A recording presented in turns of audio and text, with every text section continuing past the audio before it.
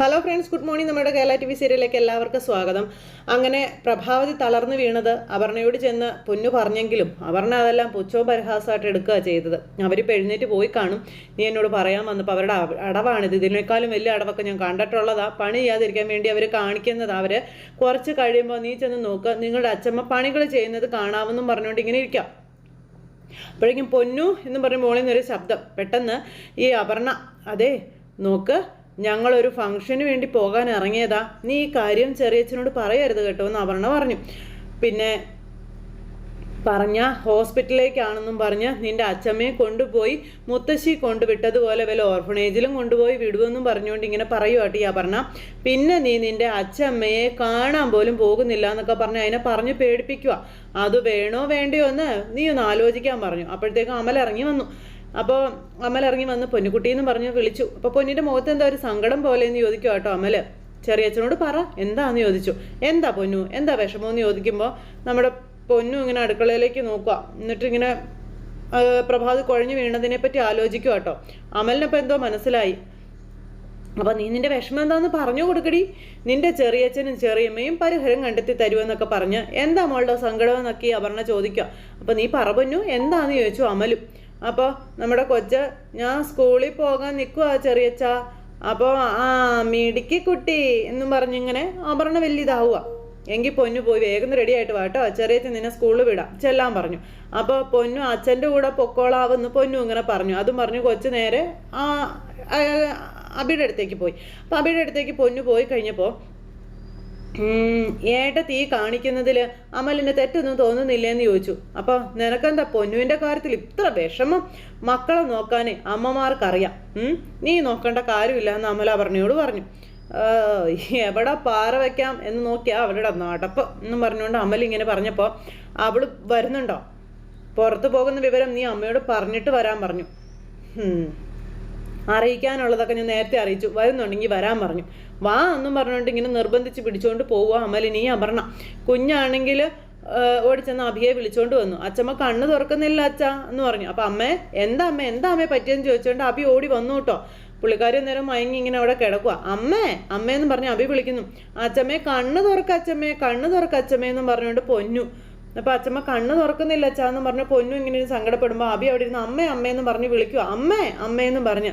അപ്പം അച്ഛമ്മയുടെ പൊന്നു അല്ലേ വിളിക്കുന്നേ, കണ്ണ് തുറക്ക അച്ഛമ്മയെന്നും പറഞ്ഞു പൊന്നുകുട്ടി. അച്ഛാ നമുക്ക് അച്ഛമ്മയെ ഹോസ്പിറ്റലിൽ കൊണ്ടുപോകാമെന്നും പറഞ്ഞ് ഇങ്ങനെ പൊന്നുകുട്ടി പറയുക. അപ്പോഴേക്കും അബിക്ക് ഭയങ്കര ഒരു ടെൻഷൻ. അബി ഇങ്ങനെ അമ്മയെന്ന് പറഞ്ഞിട്ട് എന്നിട്ട് പേടിച്ച് തട്ടി വിളിക്കുക കേട്ടോ. അപ്പോഴേക്കും പതുക്കെ കണ്ണ് തുറന്നു.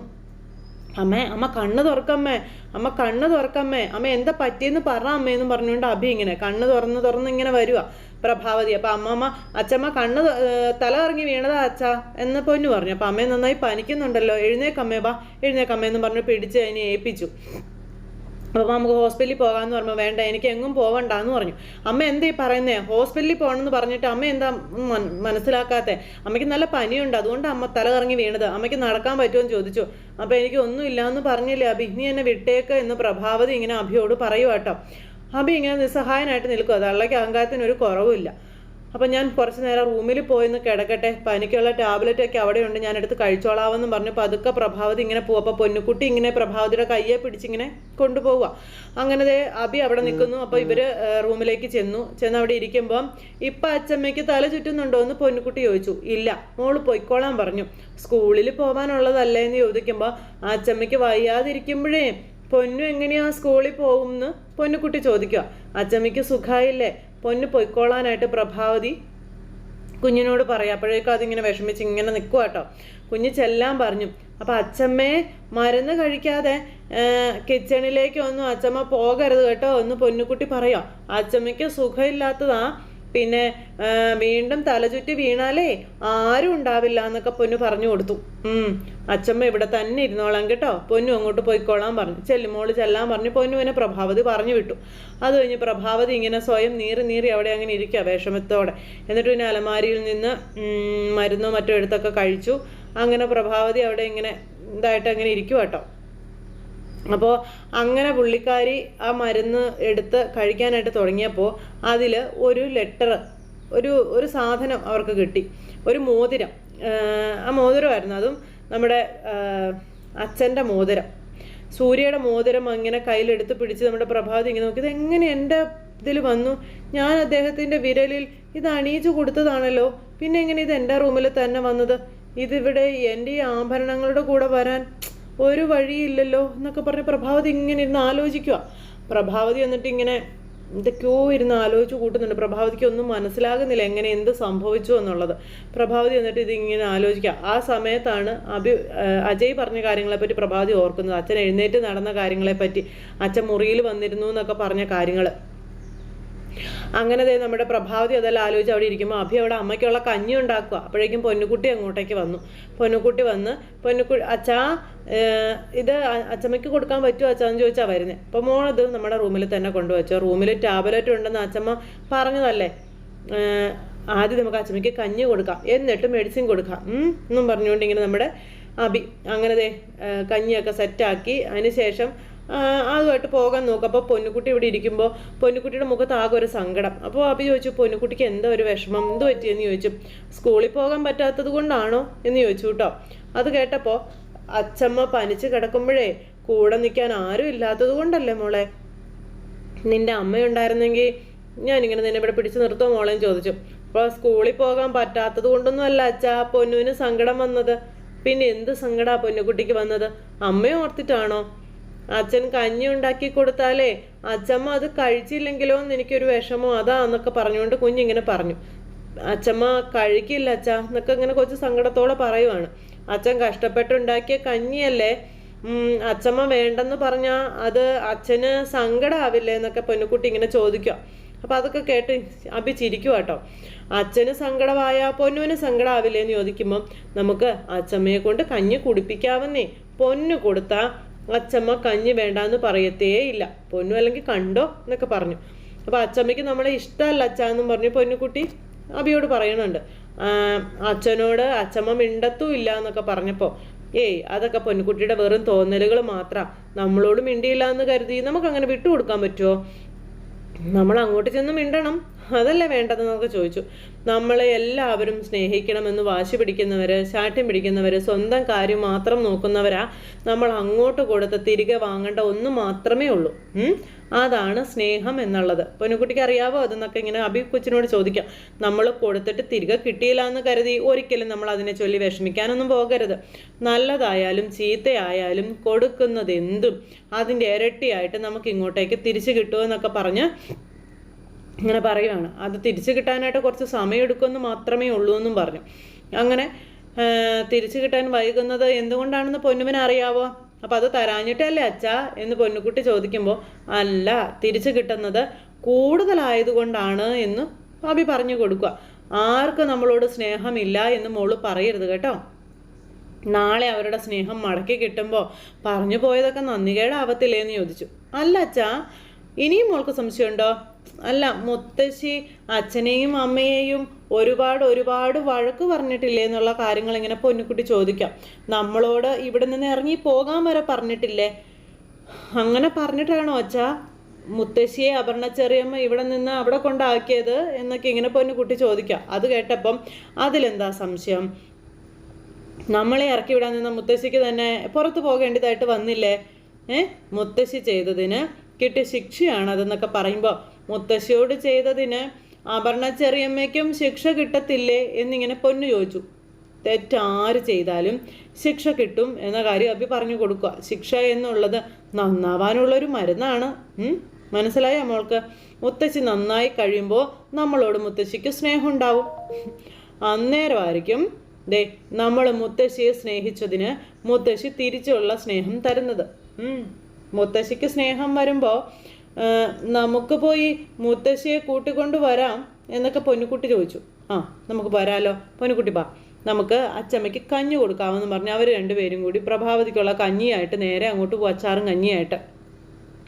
അപ്പോൾ പ്രഭാവതി ഇങ്ങനെ കിടക്കുക. അപ്പോഴത്തേക്കും പൊന്നുകുട്ടി ചെന്ന് വിളിച്ചു, അച്ചമ്മയെ എഴുന്നേക്ക്, അച്ചമ്മയെ കഞ്ഞി കുടിക്കാമെന്നും പറഞ്ഞു.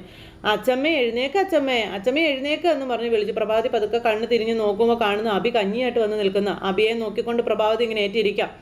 അപ്പോൾ നീ ഇതൊക്കെ എന്നോട് ചോദിച്ചിട്ട് ചെയ്താൽ പോരായിരുന്നോ എന്ന് ചോദിച്ചു ഈ പ്രഭാവതി. അപ്പോൾ അമ്മ ടാബ്ലറ്റ് കഴിച്ചിട്ടില്ല എന്ന് എനിക്കറിയാം, അമ്മയ്ക്ക് നല്ല പനിയുണ്ട് എന്ന് അഭി പറഞ്ഞു. മരുന്ന് ഞാൻ കൊണ്ടുവന്നിട്ടുണ്ടെന്ന് പൊന്നുകുട്ടി അന്നേരം നിന്ന് പറഞ്ഞു. ദേ കഞ്ഞി കുടിച്ചിട്ടേ അച്ചമ്മ മരുന്ന് കഴിച്ചാൽ മതി എന്ന് പറയുമ്പം തീരെ വിശപ്പില്ലാത്തത് കൊണ്ടാണ് വേണ്ടാന്ന് പറഞ്ഞതെന്ന് പ്രഭാവതി അബിയോട് പറയുക. അപ്പം അബി ഇങ്ങനെ ആകെ നിസ്സഹായനായിട്ട് ഇരിക്കുക കേട്ടോ. നീ എന്തിനാ ഇങ്ങനെ ബുദ്ധിമുട്ടുന്നത്? പൊന്നുവിനെ സ്കൂളിൽ പോലും അയച്ചിട്ടില്ലല്ലോ എന്നൊക്കെ പ്രഭാവതി ഇങ്ങനെ ചോദിക്കുക. കുറച്ച് നേരം ഒന്ന് കിടന്നാലെല്ലാം മാറുമെന്ന് പ്രഭാവതി പറയുമ്പം അമ്മ എനിക്ക് വേണ്ടി ബുദ്ധിമുട്ടിയതിൻ്റെ 100-1 ഞാൻ ഇന്ന് വരെ അമ്മയ്ക്ക് വേണ്ടി ചെയ്തിട്ടുണ്ടോ എന്ന് പ്രഭാവതിയോട് ചോദിച്ചു മകൻ. അമ്മ എന്നെ ഏത് കണ്ണിൽ കണ്ടാലും അതൊന്നും എന്നെ ബാധിക്കുന്നതല്ല. എനിക്ക് മരണം വരെ ഒരമ്മയേ ഉള്ളൂ. അത് അമ്മ എന്നെ ഒഴിവാക്കിയാൽ പോലും അത് അങ്ങനെ ആവില്ല അമ്മ എന്നൊക്കെ പറഞ്ഞുകൊണ്ട് നമ്മുടെ അഭി ഇങ്ങനെ പ്രഭാവതിയോട് പറയുക കേട്ടോ. അമ്മതേ അല്പം ചൂട് കഞ്ഞി കുടിച്ചേ, എന്നിട്ട് ആ ടാബ്ലറ്റും കൂടെ കഴിക്കുക, എന്നാലേ ക്ഷീണമൊക്കെ മാറത്തുള്ളൂ എന്നൊക്കെ പറഞ്ഞ് അഭി ഇങ്ങനെ പ്രഭാവതിയെ തോൽപ്പിച്ച് കളയുക സ്നേഹം കൊണ്ട്. ഇനി കഞ്ഞി കുടിക്കാൻ അമ്മ തയ്യാറല്ലെങ്കിൽ ഹോസ്പിറ്റലിൽ പോകാം ബാ എന്ന് പറഞ്ഞു അഭി വിളിക്കുക കേട്ടോ. അമ്മയുടെ നില വഷളാവും, അമ്മ ഇങ്ങനെ ഇരുന്നാലൊന്നും പറ്റത്തില്ല എന്ന് പറയുമ്പോൾ ഞാൻ ഒരിടത്തേക്കും ഇല്ല എന്ന് പ്രഭാതി പറഞ്ഞു. അപ്പം ഞാൻ പറഞ്ഞില്ലേ അച്ഛൻ കൊടുത്താലേ അച്ഛമ്മ കഞ്ഞി കുടിക്കില്ലെന്ന് ഞാൻ പറഞ്ഞില്ലേ. അച്ഛമ്മയ്ക്ക് അച്ഛനെയും അമ്മയെയും പൊന്നുവിനെയും ഇഷ്ടമല്ല എന്നൊക്കെ പൊന്നുകുട്ടി ഇങ്ങനെ അവിടെ നിന്ന് പറഞ്ഞു.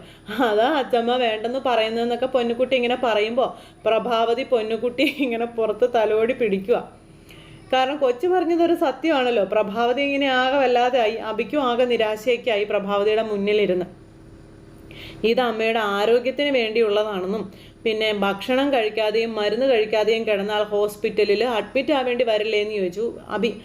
ദേ അച്ഛമ്മയെ അപർണ ചെറിയമ്മ തന്ന അച്ഛമ്മ കഞ്ഞി കുടിക്കുമോ എന്നിങ്ങനെ നമ്മുടെ പൊന്നുകുട്ടി ചോദിക്കുക കേട്ടോ. പ്രഭാതി ഒന്നും മിണ്ടുന്നില്ല. പൊന്നു പോയി ചെറിയമ്മയെ വിളിച്ചോണ്ട് വരാം എന്നൊക്കെ കുഞ്ഞിങ്ങനെ പറയുന്നുണ്ട്. അപ്പം എൻ്റെ കുഞ്ഞെ നീ എന്തിനാ ഇങ്ങനെ എന്നെ പരീക്ഷിക്കുന്നതെന്നൊക്കെ ചോദിക്കുക പ്രഭാവതി. എല്ലാ അർത്ഥത്തിലും തോറ്റുപോയവളല്ലേ ഞാൻ എന്ന് പ്രഭാവതി അന്നേരം ഇവിടെ ഇരുന്ന് ഇങ്ങനെ പറയുന്നു. തോറ്റുപോയെന്നറിയാം. അപ്പം അമ്മയ്ക്ക് നല്ല ക്ഷീണമുണ്ടെന്നും കഞ്ഞി കുടിക്കാനും പറഞ്ഞു. അപ്പോൾ എൻ്റെ ജീവനൊന്ന് പോയി കിട്ടിയാൽ മതിയെന്നും പറഞ്ഞ് പ്രഭാവതി അവിടെ ഇരുന്ന് അഭിയോട് പറഞ്ഞു. അത് കേട്ടപ്പോൾ ദേ അമ്മ ഈ കഞ്ഞി ഒന്ന് കുടിച്ചേ, ഇതാ ഇത് കുടിക്കുന്നു പറഞ്ഞുകൊണ്ട് നിർബന്ധിച്ച് നമ്മുടെ അബി കൊടുക്കുമ്പോൾ അബിയുടെ കയ്യിൽ നിന്ന് അത് മേടിച്ച് സ്വയം കോരി കുടിക്കാൻ പ്രഭാവതി നോക്കുക. വേണ്ട, ഞാൻ കോരി തന്നോളാം, പാത്രം പിടിക്കാൻ പോലുള്ള ശക്തി അമ്മയ്ക്കില്ലെന്ന് എനിക്കറിയാം എന്ന് അബി പറയുമ്പോൾ കഴിക്കച്ചമ്മയെന്ന് പറഞ്ഞു കുഞ്ഞ്. അല്ലെങ്കിൽ പൊന്നുവിൻ്റെ അച്ഛനെ സങ്കടമാവും എന്നൊക്കെ പൊന്നുകുട്ടി പറയാം. പിന്നെ നിർബന്ധിച്ച് പ്രഭാവതിക്ക് നമ്മുടെ അബി കഞ്ഞി വാരി കൊടുക്കുക. അപ്പോൾ അച്ചമ്മയ്ക്ക് അച്ഛനോട് സ്നേഹം ഉണ്ടല്ലേ എന്ന് പൊന്നുകുട്ടി ചോദിക്കുക അബിയോട് ഈ കഞ്ഞി കോരി കൊടുത്തു കഴിഞ്ഞപ്പം. നിന്നോട് ആരാ പറഞ്ഞത് എൻ്റെ അമ്മയ്ക്ക് എന്നോട് സ്നേഹമില്ലാന്ന്? നിൻ്റെ അമ്മയ്ക്ക് നിന്നോട് സ്നേഹമുള്ളതുപോലെ എൻ്റെ അമ്മയ്ക്ക് എന്നോട് സ്നേഹമുണ്ടെന്ന് അബി പറഞ്ഞു കൊച്ചിനോട്. അപ്പോഴേക്കും പുള്ളിക്കാരി ഇങ്ങനെ ചിരിച്ചോണ്ടിരുന്ന് ഇങ്ങനെ കേൾക്കുക, കരഞ്ഞോണ്ട് ചിരിച്ചോണ്ട്. അപ്പോൾ എല്ലാ അമ്മമാർക്കും മക്കളോട് സ്നേഹമുണ്ടെന്നും അമ്മ ദേഷ്യപ്പെടുന്നതും വഴക്ക് പറയുന്നതൊക്കെ മക്കളുടെ നല്ലതിന് വേണ്ടിയിട്ടാണെന്നൊക്കെ ഇങ്ങനെ പോയി പറയുമ്പോൾ പ്രഭാതിയുടെ കയ്യിൽ നിന്ന് പോയി കാര്യങ്ങൾ. പ്രഭാതി ഇരുന്ന് മിങ്ങിപ്പൊട്ടി കരയുക കേട്ടോ. അപ്പോൾ നീ അതിങ്ങ് താ, ഞാൻ കഴിച്ചോളാം എന്ന് പ്രഭാവതി പറയുമ്പോൾ ഇല്ല, അമ്മയെ കൊണ്ട് ഇത് മുഴുവനും കഴിപ്പിക്കാതെ ഞങ്ങൾ ഇവിടെ നിന്ന് പോകുന്നില്ല അല്ലേ പൊന്നു എന്ന് അബി ചോദിച്ചു. അപ്പം ഇല്ല, അച്ചമ്മ മുഴുവനും കഴിക്കണം, ഞങ്ങൾക്കത് കാണണമെന്ന് പറഞ്ഞ് പൊന്നുകുട്ടിയും പറഞ്ഞു കേട്ടോ. അങ്ങനെ ആ ഒരു സംസാരമൊക്കെ സംസാരിച്ചുകൊണ്ട് കഞ്ഞി മുഴുവനും നമ്മുടെ അബി പ്രഭാവതിക്ക് വാരി കൊടുക്കുക. ഈ സമയത്ത് ജാനകി അവിടെ തൻ്റെ അമ്മയെ കമ്മലിടിയിക്കുന്നു, മാല ഇടിയിക്കുന്നു. അമ്മയുടെ കയ്യിൽ നിന്ന് ആ രുദ്രാക്ഷമൊക്കെ ഊരി മാറ്റിയേ. അപ്പോൾ ഇവിടെ മകൻ അമ്മയെ സ്നേഹിക്കുമ്പോൾ അവിടെ മകൾ അമ്മയെ സ്നേഹിക്കുക. അങ്ങനെ 2 അമ്മമാരെയും 2 മക്കളും സ്നേഹിച്ച് ഇങ്ങനെ ചേർത്ത് പിടിക്കുക കേട്ടോ. പ്രഭാവതിക്ക് അന്നേരം ഒരു കുറ്റബോധവും കാര്യങ്ങളൊക്കെ ഉണ്ട്. മറ്റേ അമ്മയ്ക്ക് പിന്നെ ഒരു ഇതല്ല, അറിയില്ലല്ലോ.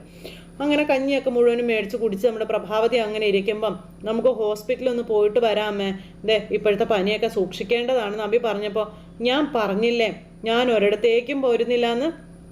ഇപ്പം എനിക്ക് നല്ല ആശ്വാസം തോന്നുന്നുണ്ട് എന്ന് പുള്ളിക്കാരി പറയുകയും ചെയ്തു. അച്ചമ്മയ്ക്ക് മരുന്ന് കൊടുക്കാൻ പറഞ്ഞാൽ ടാബ്ലറ്റ് എടുത്തുകൊണ്ടുവന്ന് പൊന്നുകുട്ടി കൊടുത്തു. അപ്പോൾ പൊന്നുവിനോട് വെള്ളം എടുക്കാൻ പറഞ്ഞു അബി. അങ്ങനെ വെള്ളം എടുത്ത് കൊടുക്കുക. അങ്ങനെ മരുന്നും കഴിച്ചു. പനി കുറഞ്ഞില്ലെങ്കിലേ ഹോസ്പിറ്റലിൽ കൊണ്ടുപോയി ട്രിപ്പ് ഇടും കേട്ടോ എന്നൊക്കെ പറഞ്ഞിട്ട് പൊന്നുകുട്ടി ഇതൊക്കെ പറഞ്ഞു കൊടുക്കുവാണ് പ്രഭാവതിക്ക്. അങ്ങനെ പുള്ളിക്കാരി മരുന്നും കഴിച്ചു, കഞ്ഞിയും കുടിച്ചു, സെറ്റായിട്ടിരിക്കാം. അപ്പോൾ പൊന്നുവിനോട് പ്ലേറ്റ് എടുത്ത് കിച്ചണിൽ കൊണ്ടുവന്ന് വെക്കാനായിട്ട് അബി പറഞ്ഞു. പൊന്നുകുട്ടി അതുമായിട്ട് നേരെ അങ്ങനെ അങ്ങ് പോയി. പൊന്നുകുട്ടി അങ്ങ് പോയി കഴിഞ്ഞപ്പോൾ ഇവിടെ നമ്മുടെ അബിയും അമ്മയും കൂടി ഇന്ന് സംസാരിക്കുക. അമ്മയെ വിഷമിപ്പിക്കാൻ വേണ്ടി പറയുന്നതൊന്നും അല്ല കേട്ടോ. അച്ഛൻ വീണു പോയപ്പോൾ അമ്മ പറഞ്ഞിരുന്നത് അത് അച്ഛൻ്റെ അഭിനയം എന്നാണ് എന്നുള്ള കാര്യം അബി പ്രഭാവതിയോട് പറയുക. എന്നാൽ അതുവരെ അഭിനയം മാത്രമായിരുന്നില്ല എന്നുള്ളത് പിന്നീടാണ് നമുക്ക് മനസ്സിലായതെന്നുള്ള കാര്യങ്ങളിങ്ങനെ അബി പറഞ്ഞു. അമ്മ വീണ് കിടക്കുന്നത് കണ്ടപ്പോൾ ഞാൻ ഭയന്നു പോയതും അതുകൊണ്ടാണെന്നുള്ള കാര്യവും അഭി ഇങ്ങനെ പറയൂ കേട്ടോ. ഈ കുടുംബം ഈ വിധമാകാൻ കാരണം ഞാനാണെന്നാണ് അമ്മ കരുതുന്നതെന്ന് എനിക്കറിയാമെന്നും പിന്നെ ഞാൻ അറിഞ്ഞുകൊണ്ടാണോ അമ്മേ അച്ഛൻ്റെ കൈ പിടിച്ച് ഈ കുടുംബത്തിലേക്ക് കയറി വന്നതെന്നൊക്കെ അഭി പ്രഭാവതിയോട് ചോദിക്കുമ്പോൾ പ്രഭാവതിക്ക് മിണ്ടാൻ പറ്റുന്നില്ല. അച്ഛൻ എന്നെ കൈ പിടിച്ച് കൊണ്ടുവരുമ്പോൾ തിരിച്ചറിവ് പോലും വരാത്തൊരു കൈക്കുഞ്ഞായിരുന്നു ഞാനെന്നും പിന്നെ ഞാൻ ഓരോ ദിവസവും വളർന്നത് അമ്മ ഈ കൈകൊണ്ട് വാരിത്തന്ന ഭക്ഷണം കഴിച്ചാണെന്നൊക്കെ പറഞ്ഞുകൊണ്ട് നമ്മുടെ അഭി പറയും. അമ്മയുടെ ചൂടേറ്റാ ഞാൻ ഉറങ്ങിയത്. ഒരു കുഞ്ഞിന് അമ്മയിൽ നിന്നും അത് തന്നെയല്ലേ വേണ്ടത്. അച്ഛൻ പറഞ്ഞു ഞാൻ കേട്ടിട്ടുണ്ട്. അജയ് പറഞ്ഞിട്ടും അമ്മയുടെ കൂടെ കിടന്നാണ് ഞാൻ ഉറങ്ങിക്കൊണ്ടിരുന്നത് എന്നുള്ളതെന്നൊക്കെ. അപ്പം അതൊക്കെ കേട്ട് പ്രഭാവതിക്ക് ഭയങ്കര സങ്കടം. ഉറങ്ങിക്കഴിയുമ്പോഴാണത്രേ അച്ഛൻ എന്നെ എടുത്തുകൊണ്ട് പോയിക്കൊണ്ടിരുന്നത്. ഒക്കെ എനിക്കറിയാം അമ്മേ. എനിക്ക് എന്തിനാ അമ്മേ സ്വത്തുക്കൾ? എനിക്ക് സ്വത്തൊന്നും വേണ്ട. അമ്മയുടെ ദാനമാണ് അമ്മ ഈ അഭിയുടെ ജീവിതമെന്നും പറഞ്ഞ് അമ്മയുടെ മുന്നിലിരുന്ന് സംസാരിക്കുന്ന മകന് മുന്നിലിരുന്ന് നിവർന്നിരിക്കാൻ പോലും കഴിയാതിരിക്കുന്ന പ്രഭാവതിയെ കാണിച്ചുകൊണ്ട് ഇന്നത്തെ നമ്മുടെ കഥ അവസാനിച്ചു. എല്ലാവരും കാത്തിരുന്ന് കാണത്തില്ലേ? എല്ലാവർക്കും നല്ലൊരു ദിവസം ആശംസിക്കുകയാണേ. നന്ദി.